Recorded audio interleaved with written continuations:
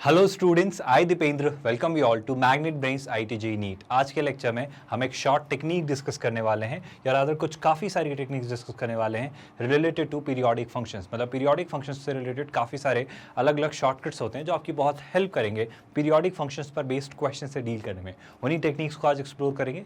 But before that, क्या आप जानते हैं मैग्नेट ब्रेन्स इकलौता ऐसा प्लेटफॉर्म है जो 100% free of cost quality education आपको प्रोवाइड करता है ऑलमोस्ट हर सेगमेंट में, जैसे किंडरगार्टन से 12th स्टैंडर्ड, अलग अलग competitive exams, NTSE, olympiad, IIT JEE NEET, CUET. इस तरीके से आपको बिना कोई सब्सक्रिप्शन के, बिना कोई हिडन कॉस्ट के, कोई चार्ज के दिए बिना आप क्वालिटी एजुकेशन एक्सेस या अचीव कर सकते हैं with magnet brains platform www.magnetbrains.com। आज का लेक्चर शुरू करते हैं स्टूडेंट्स, और इस वीडियो में समझते हैं कि कैसे पीरियोडिक फंक्शंस की अलग अलग प्रॉपर्टीज हमारे किस तरीके से काम आ सकती हैं। शुरुआत करेंगे क्लासेस वीडियो की, बहुत ध्यान से सुनिएगा। बहुत ज़रूरी और बहुत इंपॉर्टेंट सी बातें हम करेंगे। जैसे सबसे खास और सबसे इंपॉर्टेंट बात ये स्टूडेंट्स प्लीज़ ध्यान से सुनिएगा कि पीरियोडिक फंक्शंस एग्जैक्टली होते क्या हैं, मतलब पीरियोडिक फंक्शंस कैसे बिहेव करते हैं। मैं पहले तो ये समझाना चाह रहा हूँ कि पीरियोडिक फंक्शंस एक इटरेशन को दोहराते हैं, एक बात को बार बार रिपीट करते हैं। जैसे याद करिए, हमने फ्रैक्शन पार्ट फंक्शन पर रखा है। याद आ रहा है आपको? अगर एक मैं फ्रैक्शन पार्ट फंक्शन की बात करूँ तो फ्रैक्शन पार्ट फंक्शन कैसे बिहेव करता है सर? वो कुछ ऐसे बिहेव करता है, वो वही जोन बार बार रिपीट करता है। मतलब पीरियोडिक फंक्शन अपने सेम वैल्यू को एक टाइम के बाद दोहराते हैं। मतलब अगर टेक्निकली मैथमेटिकल डेफिनेशन अगर मैं याद दिलाऊं आपको, तो पीरियोडिक फंक्शन कैसे होते हैं सर? पीरियोडिक फंक्शन में अगर आप t एक कोई रैंडम वैल्यू ऐड करें और अगर वो वापस वही वैल्यू जनरेट करके दे दे, तो ये t की जो स्मॉलेस्ट पॉसिबल वैल्यू होती है न्यूमेरिकली, हम इस पैटर्न को शो करने वाले फंक्शन को कहते हैं पहली बात तो पीरियोडिक फंक्शन। और ये जो t होता है वो इसका क्या होता है स्टूडेंट्स? वो इसका पीरियड होता है ना। आई होप ये बातें आपको पता है। फॉर एग्जांपल मैं और अगर क्लैरिटी के साथ आपको चीज़ें समझाना चाहूँ तो मान लो जैसे कि मेरे पास कोई एक सिनेरियो कैसा है स्टूडेंट? जैसे कि अगर एक सिनेरियो कुछ ऐसा सा है, कैसा सर? कि अगर ये आपका वाई एक्सिस है और अगर ये आपका एक्स एक्सिस है ना। इसी के साथ मान लो कि सर आपका ये जो ग्राफ है ये एक कर्व है, ये एक फंक्शन है, ये एक फंक्शन चलता चला जा रहा है, फंक्शन चलता चला जा रहा है। ये क्लियरली किस फंक्शन का ग्राफ है सर? ये मैं जानता हूँ साइन एक्स का ग्राफ है। अगर साइन एक्स में फंक्शन जानता हूँ तो साइन एक्स का ग्राफ है। और सर अगर आप साइन एक्स के फंक्शन को ध्यान से देखो तो ये एक स्पेसिफिक लिमिट के बाद अपनी वैल्यूज़ दोहराता है। अगर आप यहाँ से यहाँ तक देखें तो ये पॉइंट वही है। अगर ये पॉइंट आप ध्यान से देखें तो ये जो ड्यूरेशन, ये जो टेन्योर है, ये कौन सा टेन्योर है सर? ये होता है 0, ये होता है पाई और ये होता है 2 पाई। तो जैसा ही 0 से 2 पाई तक होता है वैसे ही फिर ये 2 पाई से 4 पाई तक होगा, फिर वैसे ही ये 4 पाई से 6 पाई तक होगा। और वही कहानी यहाँ पे भी चल रही थी कि -2 पाई से 0 तक ये वैसे ही था। मतलब इस फंक्शन का जो पीरियड होगा वो कितना होगा? 2 पाई। यानी मैं कहना चाहूँगा अगर साइन एक्स की आप बात करें तो साइन एक्स में f of x plus 2 pi आपको हमेशा एफ ऑफ एक्स देगा as far as sine x being f of x is considered. मतलब मैं आपसे ये कहना चाह रहा हूँ कि साइन एक्स में आप कभी भी 2 पाई ऐड कर दें, कभी भी आप 2 पाई ऐड कर दें तो वापस आपको वही वैल्यू जनरेट करके देगा। तो बेशक अगर साइन एक्स ऐसी प्रॉपर्टी शो करता है तो हम साइन एक्स को कैसा फंक्शन कहते हैं स्टूडेंट्स? हम साइन एक्स को उस केस में एक पीरियोडिक फंक्शन कहते हैं। साइन एक्स को हम कैसा फंक्शन कहते हैं? Periodic function. और जो 2 पाई आपके पास लिखा है ये क्या इसका स्टूडेंट्स? पीरियड। अब ये सारी बातें हम कर क्यों रहे हैं? इन सारी बातों का औचित्य क्या है? इन सारी बातों का पॉइंट क्या है? इस बात को ध्यान से सुनिए स्टूडेंट्स। इन सारी बातों का पॉइंट बड़ा आसान सा है, पॉइंट बड़ा क्लियर सा है। वो ये है स्टूडेंट्स कि अगर मुझे कभी भी ऐसा कोई फंक्शन दिखता है पीरियोडिक फंक्शन, तो इसके पीरियड्स में बहुत इंपॉर्टेंट सी टर्मिनोलॉजीज निकल के आती है। जैसे अगर मुझे कोई फंक्शन दे देता है कोई और कहता है कि मान लो हमारे पास एक पीरियोडिक फंक्शन है साइन एक्स, है ना। मतलब मान लो मैं दो रैंडम से पीरियोडिक फंक्शन लेता हूँ।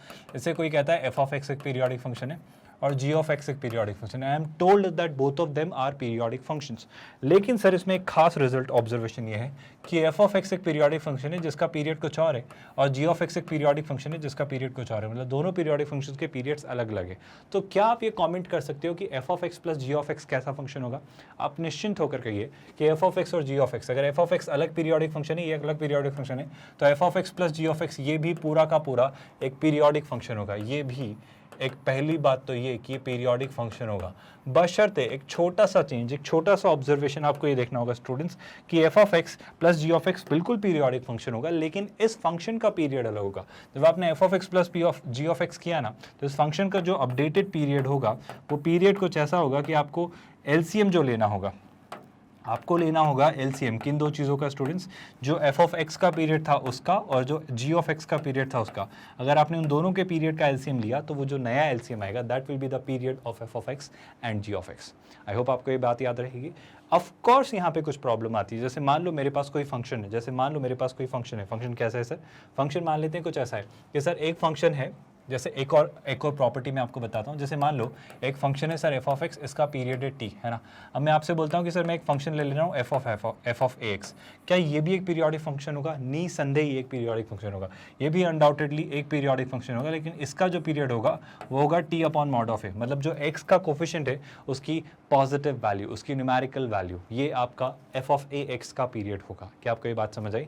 मतलब सर इससे क्या कहना चाह रहे हो आप? मैं बड़ी सिंपल सी बात आपसे कहना चाह रहा हूँ स्टूडेंट, जैसे कि अगर मेरे पास कोई ने वैल्यू लिखा sign of let's say 3x, तो मैं जानता हूँ सर कि साइन ऑफ 3x के बारे में नहीं पता, बट साइन एक्स एक पीरियोडिक फंक्शन होता है जिसका पीरियड होता है 2 पाई, तो साइन ऑफ 3x भी सर पीरियोडिक फंक्शन होगा, बेशक ये पीरियोडिक फंक्शन होगा। और अगर साइन एक्स का पीरियड था 2 पाई, तो साइन ऑफ 3x का पीरियड होगा 2 pi by mod of 3 which is 3।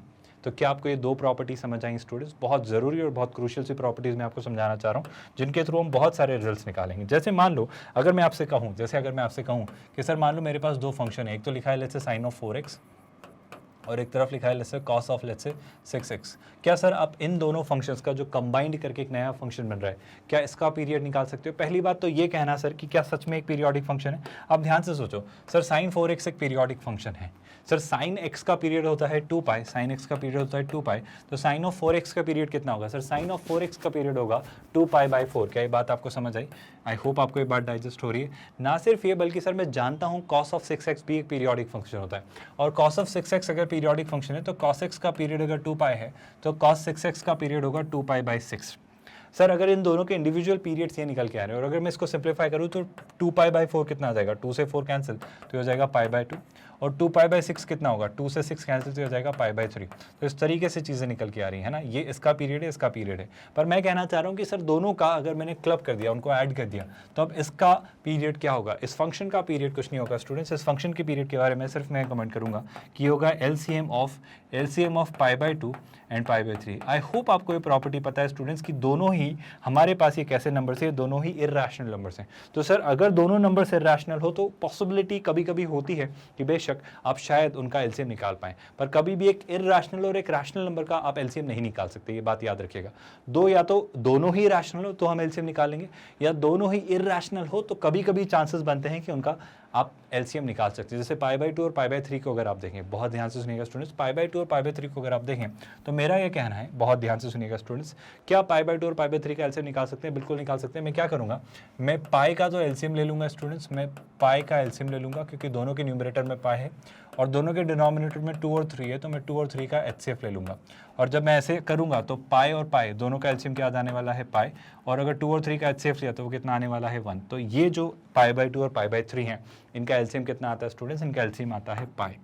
I hope आपको पता है कि अगर मेरे पास कोई ऐसा एक्सप्रेशन दे दिया जाए, मेरे पास कैसा एक्सप्रेशन दे दिया जाए स्टूडेंट्स, अगर मुझसे कभी भी कहा जाए, क्या कहा जाए स्टूडेंट्स, कि सर बेसिकली पॉइंट बड़ा सिंपल सा है, अगर मुझसे कोई कहे, क्या कहे सर, कि एक a बाई बी एक फ्रैक्शन है और एक c बाई डी एक फ्रैक्शन है ना, और अगर आप इसका एलसीएम निकालना चाह रहे हो तो क्या आप जानते हो स्टूडेंट्स हम कैसे निकालते हैं? हम एलसीएम ले लेते हैं a कॉमा c का, न्यूमरेटर्स का, और हम एचसीएफ ले लेते हैं किसका? b कॉमा डी का। बस इसी कहानी को मैं कंटिन्यू करना चाह रहा हूँ और आपको समझाना चाह रहा हूँ कि यहाँ पे जब आप पाई बाई 2 और पाई बाई 3 का एलसीएम चाह रहे थे तो न्यूमरेटर्स का एलसीएम और डिनोमिनेटर का एचसीएफ, और हमने क्या चाहा? हमने निकाल लिया पाई। इसी बात को हम आगे बढ़ाते हैं स्टूडेंट्स और कहानी समझने की कोशिश करते हैं अलग टर्म्स में, यानी कि क्या आप जानते हैं, आई होप आपको पीरियोडिक फंक्शन की क्लियर अंडरस्टैंडिंग डेवलप हुई और यहाँ तक कोई डाउट नहीं है। एक 100% free of cost quality online education platform जो काफ़ी सारे स्टूडेंट्स की हेल्प कर सकता है। स्टूडेंट्स अगर ये वीडियोस पसंद आ रहे हैं तो उन्हें लाइक ज़रूर करिए, चैनल से सब्सक्राइब करके रखिए ताकि आप हमेशा अपडेटेड रहें, और चैनल को ज़्यादा से ज़्यादा लोगों से शेयर करिए ताकि हर एक शख्स इस चीज़ को अवेल कर पाए। विद दैट स्टूडेंट्स ध्यान रखिए अपना, we are calling it a day. Thank you so much.